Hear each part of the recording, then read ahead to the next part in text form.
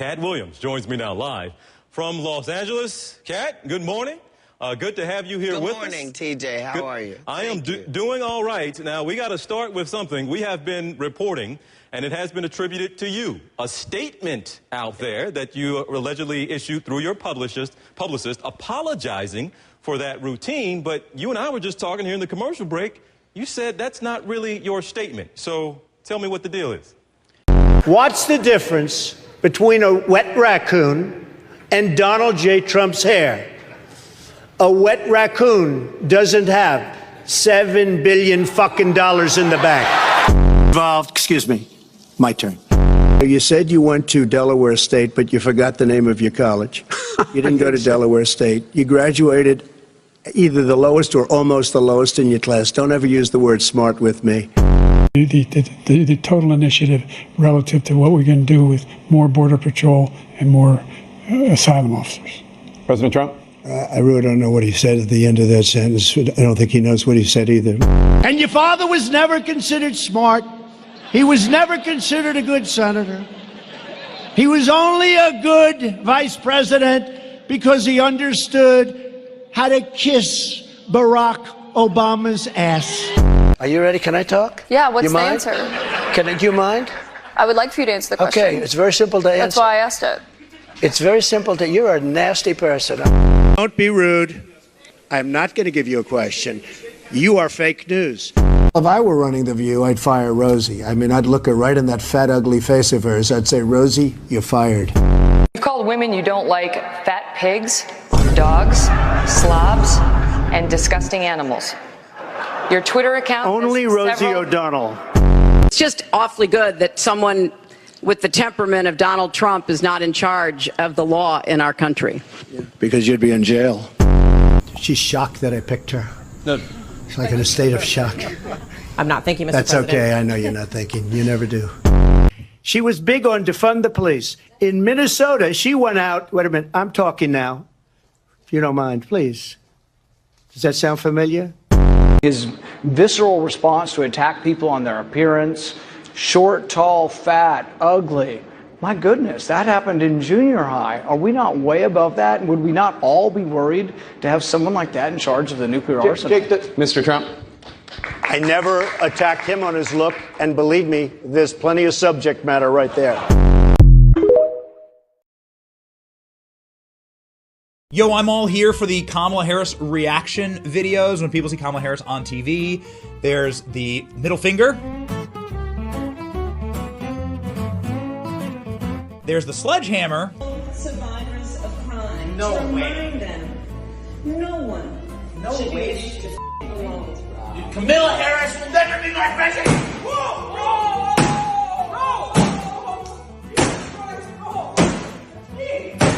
And then there's the American military man serving abroad. There is not one member of the United States military who is in active duty in a combat zone in any war zone around the world the first time this century. What? But let's understand. So where the f*** are we right now? All of them bad. No more Scamala. No more Scamala. Well, we kind of have to start.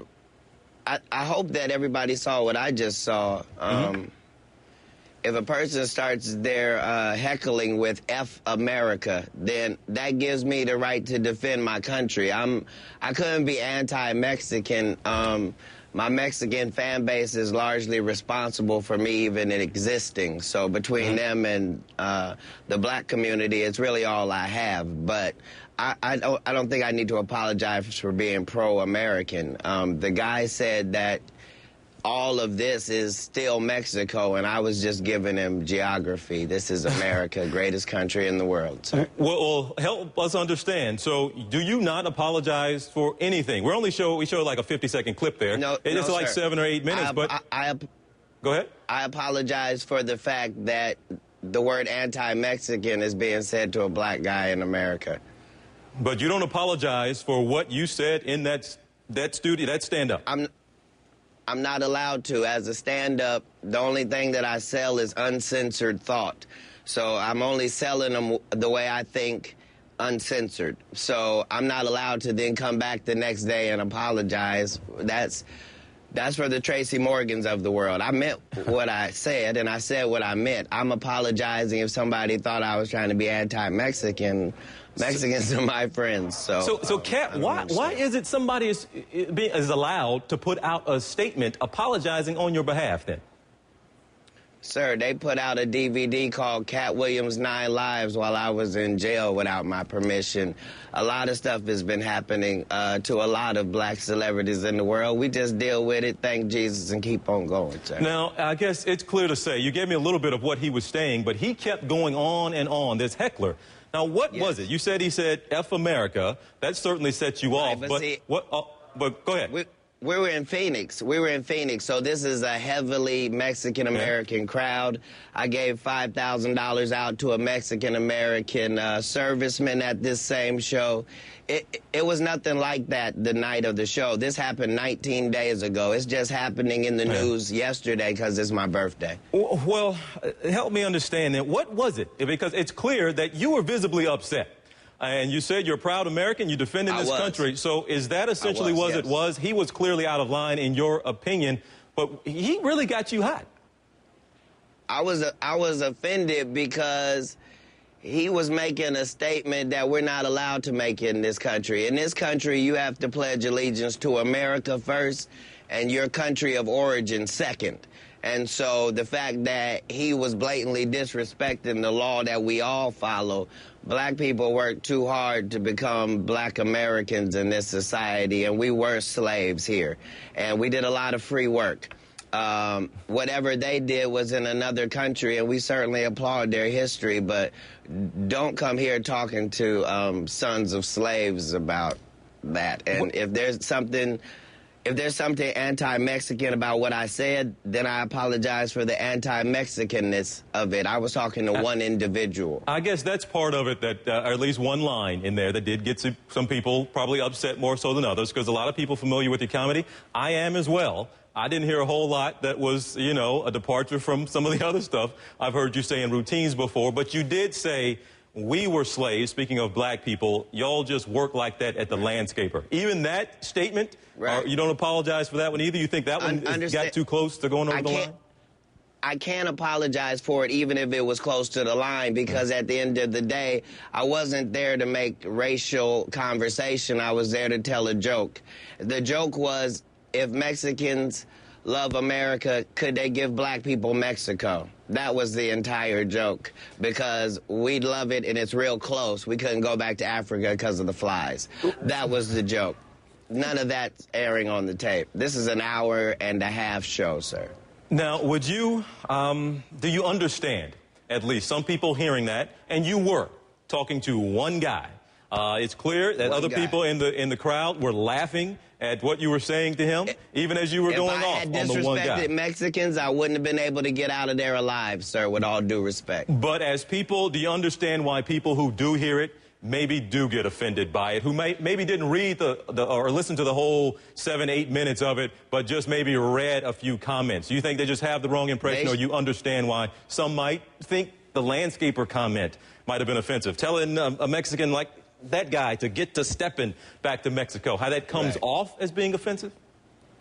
No, he said that we were in Mexico. So let me just say this. Yes, I can see what you're saying, TJ. Yeah. And at the end of the day, I think those people should watch more of this CNN show so they can see there are real news factors going on in this country, things we should discuss, like our president versus football, rather than worry about what a comedian's saying. If you don't like me, don't come see me. If you do like me, I'm here for you. But I love Mexicans and I love Mexican Americans. But I love America overall. Let's be very clear about that. Any concern about how people might view you down the road, how this could impact your career down the road? People might not want to book you in Texas or Arizona or California. Sir. Wouldn't that be fantastic? Let's let that happen, but let the statement be that I'm a Christian, I'm straight. All right. Well, we will leave it there. Again, I'm glad we got to clear it up because we have been, Katt, this morning. Thank you, TJ. We have been talking about this morning an apology that Katt Williams sent out, and you're telling me that was not your apology. So that's important to note this morning. I just made my apology, TJ, live in front of CNN. Katt, good to see you. Buddy, you enjoy California. We'll talk to you again soon back here in Atlanta. Absolutely. You may not like it, right? But I'm gonna tell you the truth. Trump is really hilarious. He knows how to make people laugh so much. He knows how to tell jokes. He knows how to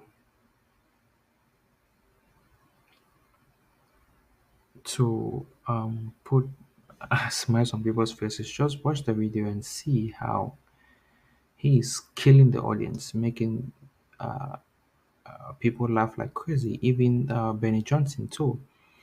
The edited the clip that he made of Trump is very very funny. The clip that he made of Trump is very very funny and very very hilarious. If someone may ask me, what I can say at the end of the day is it's a fresh breath for America, especially not just for America, also especially the economy, right? The economy really needs to move forward. People needs to start being happy again, and most especially um, be able to stay at jobs without being affected by layoffs or whatever like that, and take a look at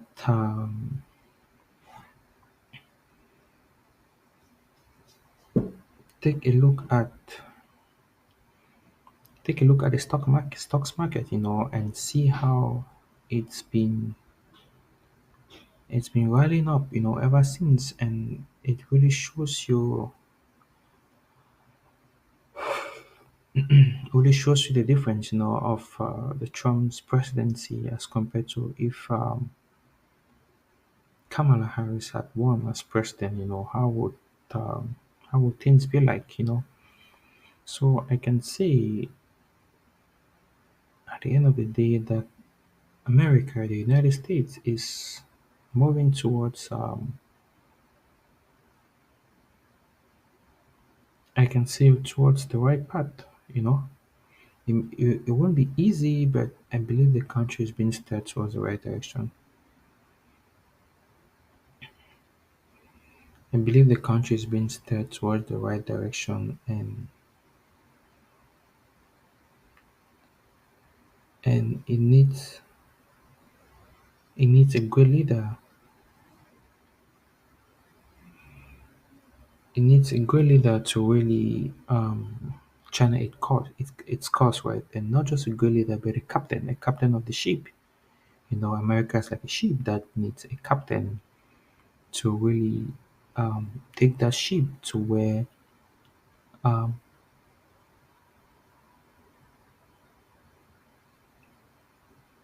take the ship to where the ship's supposed to go to, you know. And I strongly believe that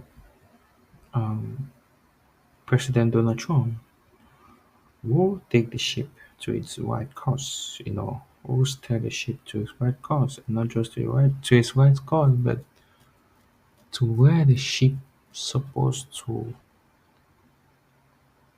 go to, which is very, very important.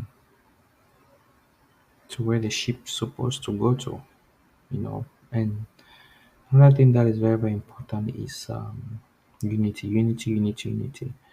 It's so important in taking a nation forward. The people need to be united in order for the nation to move forward. And if you look at things now, a lot of Democrats who were not in hindsight with Republicans, a lot of them have um, slowly drifted to be in close proximity with Republicans. So it shows that everybody wants a change, right? And not just a change, but also wants an improvement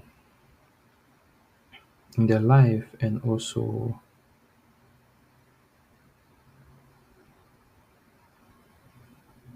in the economy too, which is very, very important. Which is very, very important. Thank you for watching this, and thank you for listening.